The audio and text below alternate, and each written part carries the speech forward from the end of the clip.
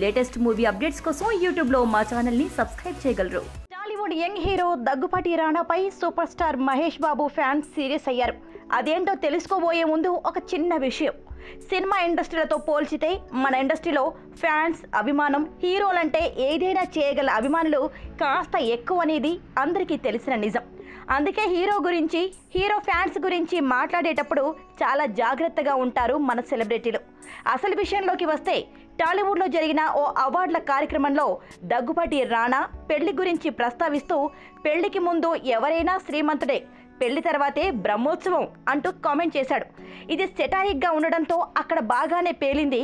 కానీ మా hero flop గురించి సెటారిక్గా రానా కామెంట్ చేశారని మహేష్ ఫ్యాన్స్కి రానా సారీ చెప్పాలని సోషల్ మీడియాలో ప్రస్తుతం రానా గురించి ఈ విషయం ట్రోల్ అవుతోంది.